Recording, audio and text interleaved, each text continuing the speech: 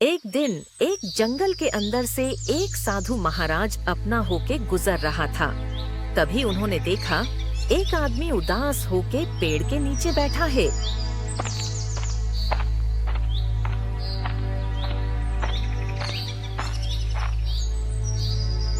अरे भाई, तुम कौन हो और इस सुनसान जंगल में क्यों बैठे हो? मैं सीतापुर गांव में रहने वाला हूँ और मेरा नाम कालू है। मैं एक बहुत गरीब आदमी हूँ। आज सुबह ही मेरे पत्नी से मुझसे झगड़ा किया और मुझे खरी खोटी सुनाकर घर से निकाल दिया। उसने कहा है कि मैं जाकर बहुत सारा धन कमा कर लाऊं, इसीलिए कोई काम की तलाश में घर से निकला हूँ और चलते चलते थककर इस पेड़ के नीचे बैठ गया। कालू, मैं चंद्रगढ़ का प्रसिद्ध ऋषि हूँ। मेरा नाम मणिकांत है। अगर तुम चाहती हो तो मैं तुम्हारी गरीबी को दूर कर सकता हूँ, तुम्हें राजा बना सकता हूँ। क्या सचमुच ऐसा हो सकता है?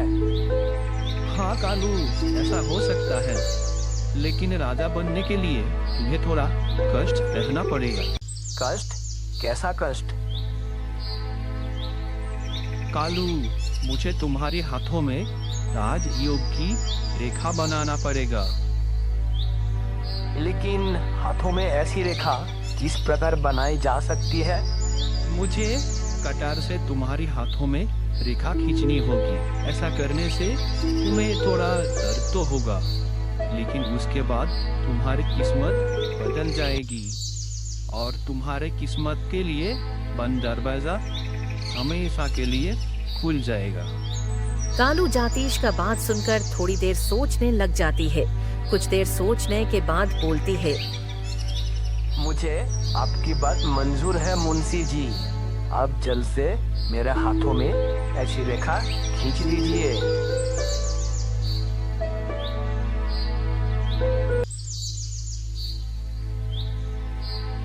कालू, अब तुम यहाँ से जाओ।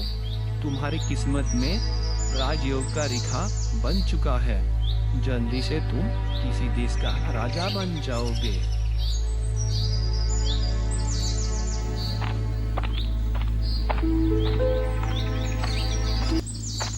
रामू खुशी से उछलता कूदता हुआ आगे बढ़ता हुआ जा रहा था। राजा बनने के चक्कर में वो कांडली की बात भूल चुका था। अब तो वो ये सोच रहा था, अब मैं राजा बन जाऊंगा, तब अपने गांव के लोगों को दिखाऊंगा मैं कोई निकट्टू नहीं। मुझे राजा बनते देख मेरा पत्नी और बच्चे बहुत ही खुश हो जाएंगे। इस नगर में जाने से पहले क्यों न मैं इस मंदिर से सिर ठुकरा लूं। यह सोचकर कालू नजदीक के ही एक मंदिर में गया।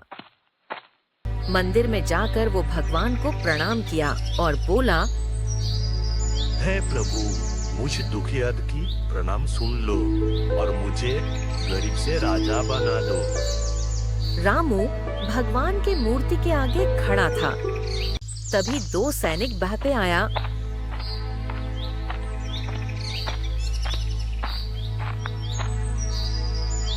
तुम्हें हमारी महामंत्री जी ने बुलाया है। लेकिन क्यों? इस प्रश्न का उत्तर तो महामंत्री ही देंगे। वो तुम्हारी प्रतीक्षा कर रहे हैं। अच्छा, तो फिर चलो।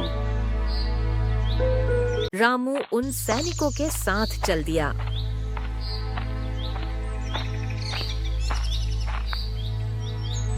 जिसे ही वो महल के अंदर पहुंचा, तभी महामंत्री जी आगे बढ़कर कालू का स्वागत किया और बोला, आइए हुजूर आइए, हम आपका स्वागत करते हैं।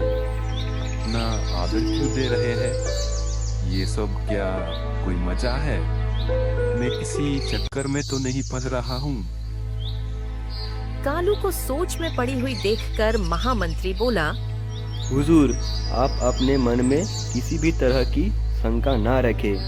हम तो आपको बहुत ही ऊंची पद में बिठाना चाहते हैं। ऊंचा पद वो कौन सा? हाँ हुजूर, आज से अब मंगलपुर का नया राजा होंगे।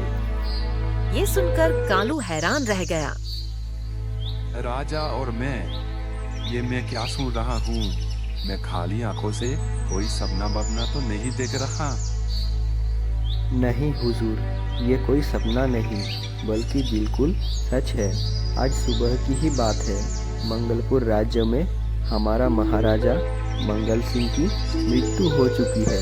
उनका कोई औलाद नहीं थी, इसीलिए इस राज्य की विवाद अनुसार राजा के मृत्यु के 2 दिन में जो भी परदेसी इस मंदिर में सिर झुकाता है वो ही राजा बनता है। और आप पहले परदेसी हो जिसने हमारे प्रथा को पूरा किया, इसलिए आज से आप हमारा नया राजा हो। कालू मन ही मन में सोचने लगा। ज्योतिष जी ने जो रेखा बनाया उसने इतना जल्दी असर दिखा दिया। मैं तो सचमुच का राजा बन गया। हाँ हाँ मंत्री जी, चलिए। फिर अदर सहित महामंत्री कालू को महल के अंदर ले जाती है। वहाँ पर कालू को राज तिलक किया जाती है। महामंत्री सभी को बताया। सुनिए सुनिए सुनिए, आज से राजा कालीचंद्र हमारा नया राजा है। भाग्य बदलते ही वो राजा बन चुका था। कालू से अब वो कालीचंद्र बन गया है। जब कभी देर हो गई, कालू अपने घर नहीं लौटा तो मीनाक्षी बहुत चिंतित हो गई। लगता है मैंने गुस्से में आके पति को कुछ ज्यादा ही बात बोल दी।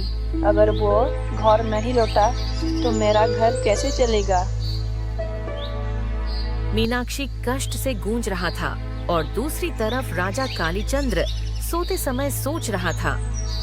मैं एक काम करती हूँ, कल सैनिकों को भेज के मेरे पत्नी और बच्चों को बुला लाऊंगा। बस कालीचंद्र ये ठीक किया, लेकिन सुबह होते ही राजा का भावना बदल गया। नहीं, मैं अपने पत्नी को नहीं बुलाऊंगा। मैं तो अब राजा हूँ ना, मुझे तो अब कोई राजकुमारी से शादी करना चाहिए। उसके बाद कई दिनों के अंदर राजा कालीचंद्र ने एक सुंदर राजकन्या से शादी कर लेती है।